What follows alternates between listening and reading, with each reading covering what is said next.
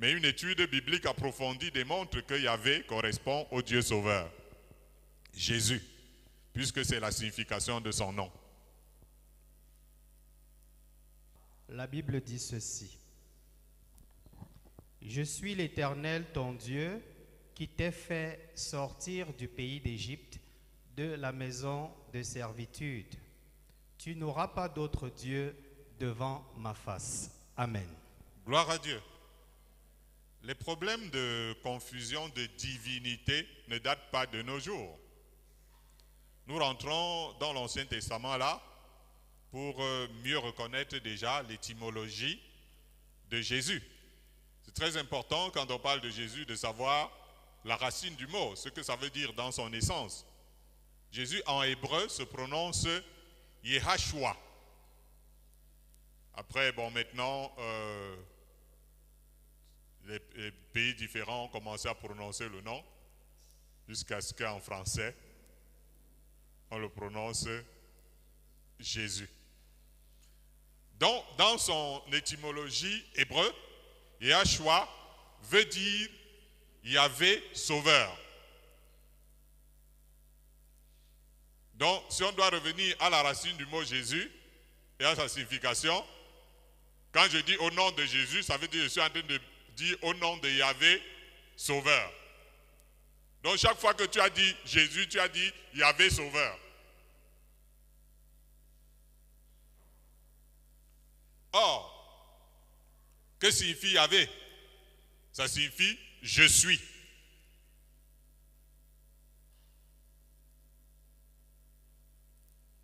C'est très important de revenir à la racine du mot de Jésus que nous prononçons un peu par hasard, sans en connaître l'impact ni la signification. Si déjà je reviens à l'étymologie du mot Jésus, Yahshua, Yehashua, je veux dire. Vous pouvez l'écrire comme vous pouvez entendre, hein, mais moi je pourrais mettre Y, je pourrais mettre E accent aigu, H-A, pour toujours écrire en français. Hein. S-H-U, c'est-à-dire U avec chapeau. Hein. A. Jésus, en hébreu, Yehashua, qui veut dire en hébreu, Yahvé sauveur. Et Yahvé lui-même, signifiant en hébreu, je suis. Et là, nous revenons sur la fameuse vision du buisson ardent. Dans Hébreu 2, Hébreu 1, Hébreu 3, pas moi surtout, lorsque Moïse demande au Dieu qu'il envoyait délivrer les Hébreux du pays d'Égypte, comment il devrait l'appeler. Tu t'es révélé à moi que j'ai en Égypte, ben, nous on va t'appeler comment? Et le Dieu qui lui parlait derrière le buisson lui a répondu, mon nom est je suis. N'est-ce pas? Mon nom est je suis, c'est écrit dans votre Bible. Il ne s'est pas arrêté là, il a dit mon nom est je suis, celui qui s'appelle je suis m'envoie vers vous. Et il termine en disant je suis le Dieu d'Abraham, d'Isaac et de Jacob. Ça veut dire que celui qui dit mon nom est je suis et qui dit va et dit que celui qui t'envoie s'appelle je suis, c'est le Dieu d'Abraham, d'Isaac et de Jacob. Je lis ta Bible. Je suis en train de lire dans ta Bible. Gloire à Dieu. Or, je suis, c'est... Voilà, c'est vite oublié, hein? Et ça, c'est vraiment très grave. C'est Yahvé. Ou Yahweh. Dépend de prononciation, notamment africaine. Jésus dit aux Juifs, dans le livre de Jean au chapitre 8, il leur dit que leur père Abraham l'a vu. Et il s'en est réjoui. C'est ce que Jésus dit aux Juifs. Votre père Abraham m'a vu. Effectivement, pour que corroborer les paroles de Jésus, Père Abraham avait vu l'Éternel passer devant sa porte en plein jour, vrai ou faux? Relisons nos Bibles, relisons, je suis en train de refaire la lecture de la Bible avec vous. Père Abraham a-t-il vu l'Éternel passer en plein jour devant sa maison? C'est ce qui s'est passé, non? Et quand l'Éternel passait, qu'est-ce qui s'est passé? Il l'a reconnu.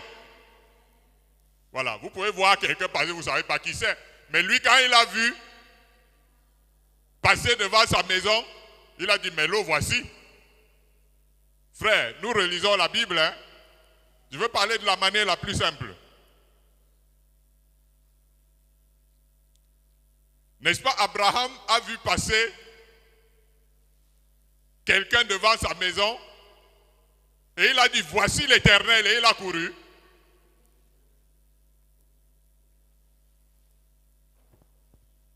Gloire à Dieu. En plein jour. Ce n'est pas dans un songe. Il a reconnu, voici l'Éternel, voici Yahweh.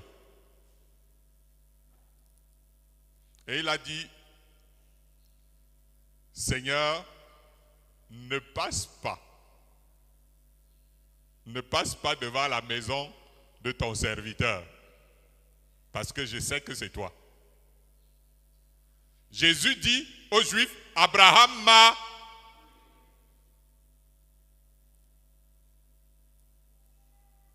Alors, comment se fait-il qu'Abraham reconnaisse une personne en train de passer devant chez lui que c'est Yahvé? Dans le livre d'Hébreux, on dit que Melchisédek était une figure du Christ. Et souvenez-vous que Abraham, après avoir fait la guerre des rois, a récupéré tous les butins, tous les trésors. Et il y avait Melchisédek qui passait, qui est apparu à Sodome et Gomorrhe juste un petit temps. Et c'était au temps où Abraham faisait la guerre des rois. Et Abraham savait que ce n'est pas un monsieur naturel qui est là-bas. Il a pris tous les butins des dîmes. Ils n'avaient pas de relation avant. Ils avaient certainement une relation, puisque la Bible dit l'Éternel a apparu à Abraham. Et Abraham a dit, il faut que j'aille lui remettre la dîme de tout.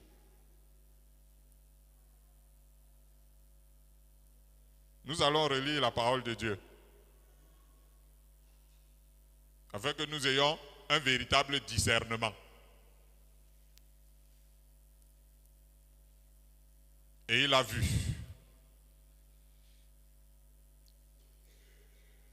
Après, Melchisédek a disparu comme il est apparu. Quelque temps après, Abraham est assis d'après-midi, en train de se reposer. Il voit. Il dit que, mais voilà le Seigneur. Il passe se prosterner devant lui. Alléluia.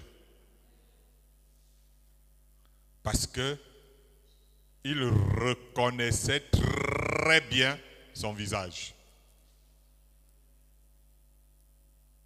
Jésus dira aux Juifs, avant qu'Abraham fût,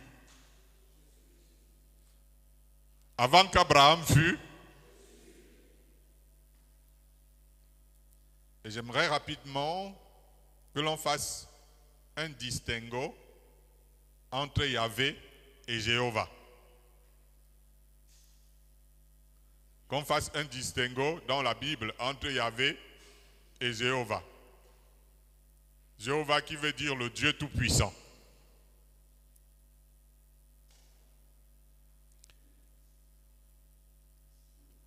Et c'est important d'attribuer Jéhovah à celui que Jésus appelle notre Père et son Père. Mais une étude biblique approfondie démontre que Yahvé correspond au Dieu Sauveur, Jésus, puisque c'est la signification de son nom. Alors, qui a dit, avant la naissance de Jésus,